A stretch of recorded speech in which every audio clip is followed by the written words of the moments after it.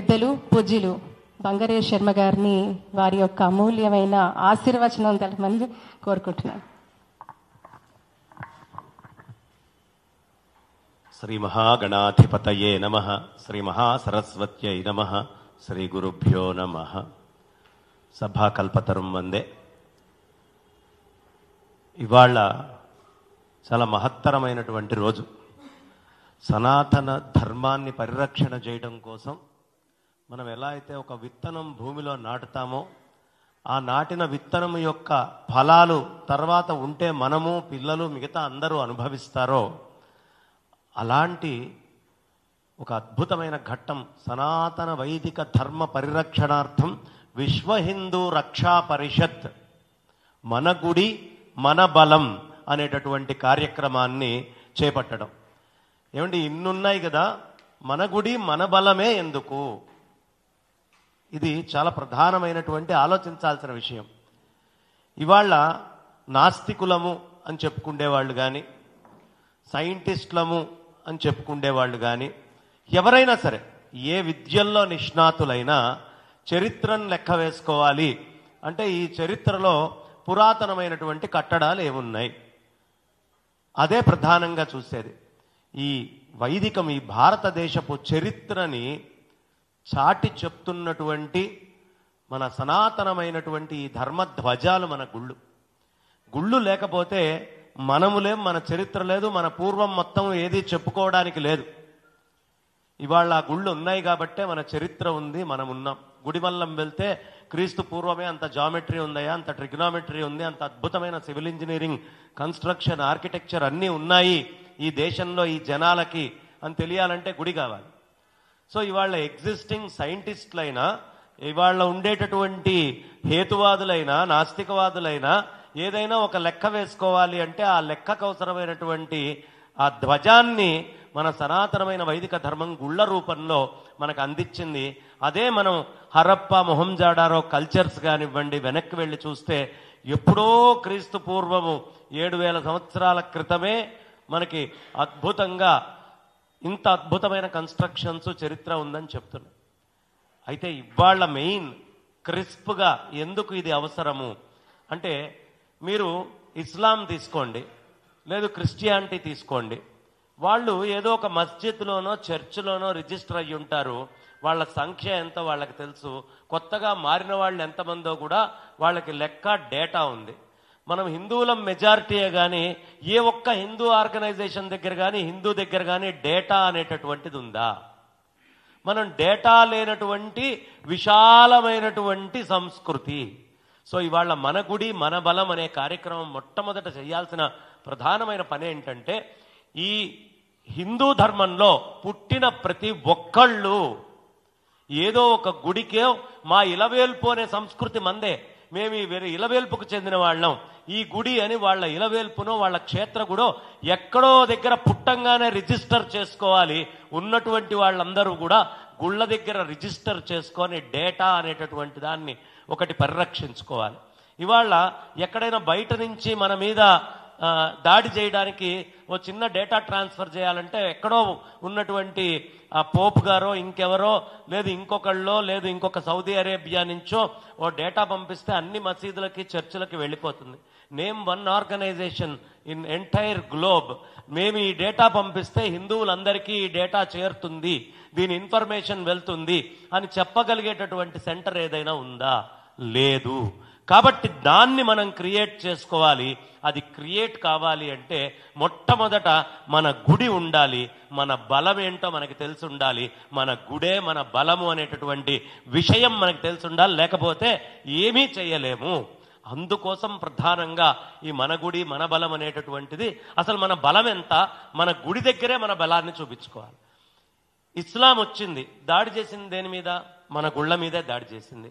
Christianity ఈ దేశంలోకి వచ్చింది మిషనరీ రూపంలో. East India company endowments act అనేది తీసుకొచ్చి జనాలకు సంబంధం లేకుండా గవర్నమెంట్కి గుళ్ళనిచ్చి, ఇది మా గుడి కాదు, ఈ గుళ్ళో ఏదైనా స్తూపం పడిపోయినా వాడికి సంబంధం లేదు, ఎండోమెంట్స్ వాళ్ళు కట్టించుకుంటారులే అనేంత నిర్లిప్తత హిందూ సమాజంలో తీసుకురావడమే లక్ష్యము. వాళ్ళు సాధించారు దాన్ని.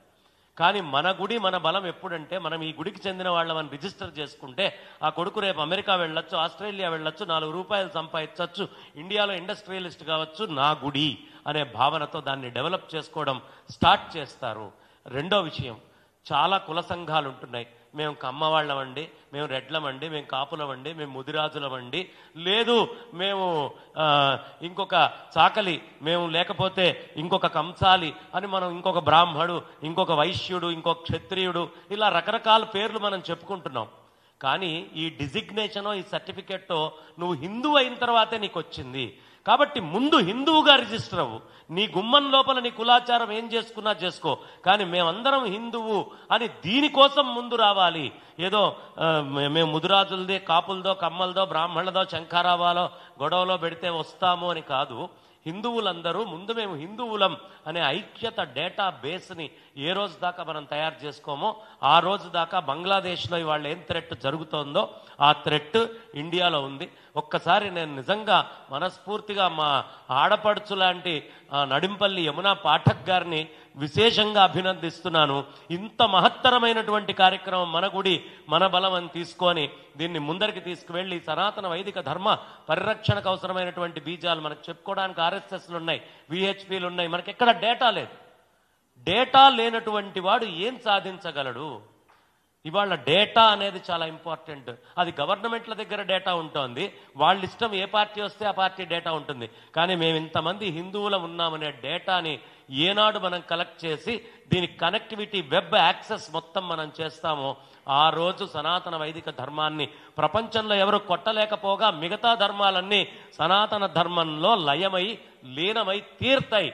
దానికి మన గుడి మన బలం అనేటటువంటిది చాలా ప్రధానమైనటువంటి అంశం అని చెప్తూ ఈ విశ్వ హిందూ రక్షా పరిషత్ ఇంకా అద్భుతంగా కొనసాగాలి. పెద్దలు అనేక మంది చక్కటి విషయాల్ని మనకి తెలియపరిచారు. కాబట్టి ఈ దీంతో ఏ మీడియా మిత్రులైతే ఇది సహకరిస్తున్నారో ఇవాళ ఉన్న థ్రెట్ ఏంటి అనేది ఇక్కడ వేదిక మీద మేము కూర్చొని చెప్పడమే. కానీ ఈ థ్రెట్ని ఇంటింట ప్రతి హృదయంలో గుండెల్లో చేర్చగలిగేది మీడియా. కాబట్టి ఇవాళ మీడియా బాధ్యత, మీడియా యొక్క సహకారం, మీడియా యొక్క అవసరం ఈ ధర్మం లుప్తం కాకుండా ఉండడానికి చాలా అవసరం ఉంది అని చెప్తూ వచ్చిన పాత్రికేయ మిత్రులందరికీ ధన్యవాదాలు తెలియపరుస్తూ నా వాణికి విరామాన్ని ఇస్తున్నాను. స్వస్తి. ధన్యవాదాలు గురువు గారు. మీడియా మిత్రులకి ఏమైనా ప్రశ్నలు ఉంటే మీరు డైరెక్ట్గా ఈ అంశం పట్ల.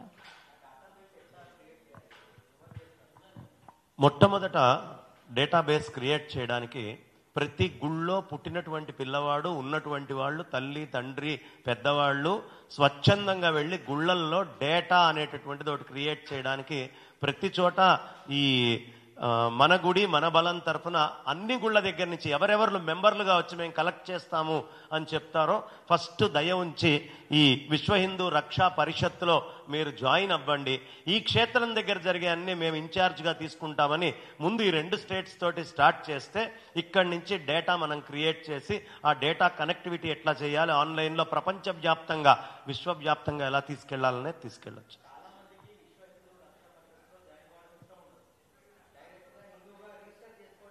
అందుకని అప్పుడు విశ్వ హిందూ రక్షా పరిషత్ కాదు, ఒక డేటా సెంటర్నే మనం అక్కడ పెడుతున్నాం. ఈ డేటా సెంటర్ ఏదైతే ఉంటుందో పుట్టినవాడు దీనికి మా ఇలవేల్పు, మా గ్రామ దేవత, మా ఇంటి దేవత, ఈ గ్రామంలో ఇంతమంది హిందువులు ఉన్నాం అనే రిజిస్టర్ లిస్ట్ అక్కడ తయారు చేసుకొని ఏదో ఒక ఆర్గనైజేషన్లో అయితే చేరి తీరాలి. ఎవరు దీన్ని మొదలు పెడుతున్నారు, ఎవరు నిబద్ధతతో చేస్తున్నారు వాళ్ళ దగ్గరికి వెళ్ళాలి. అలాంటి రెస్ట్రిక్షన్స్ పెట్టుకోకూడదు. మేము ఈ విశ్వ హిందూ రక్షా పరిషత్తులో ఉండము, ఇంకో దాంట్లో ఉండము అంటే మళ్ళీ కుచించుకుపోయిన భావజాలం అవుతుంది. ధర్మాన్ని రక్షించాలంటే 2 వైపుల నుంచి త్యాగం అవసరము, 2 వైపులా నిబద్ధత అవసరము. ఆ నిబద్ధతతో పనిచేయాలి.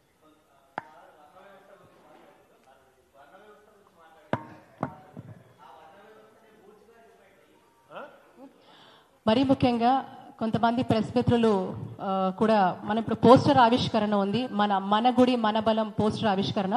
ఇది చేసుకున్నాక మన ముఖ్య ప్రసంగంలోకి వెళ్దాం.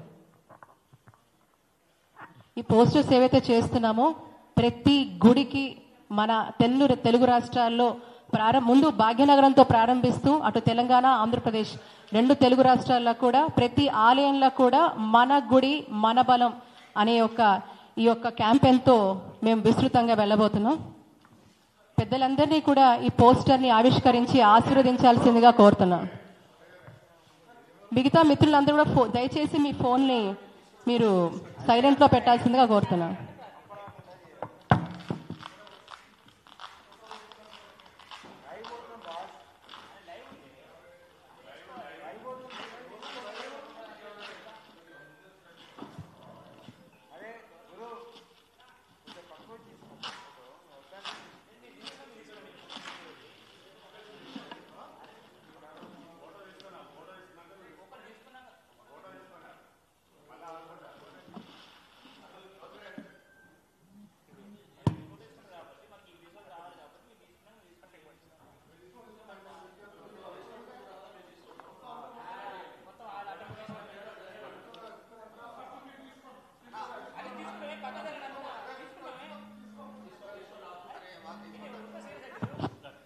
మీడియా మిత్రులందరూ దయచేసి అక్కడ లైవ్ కవరేజ్ ఇటు అటు ఇదంతా లైవ్ లో కవర్ అవుతుంది, దయచేసి మీరందరూ సహకరిస్తారని.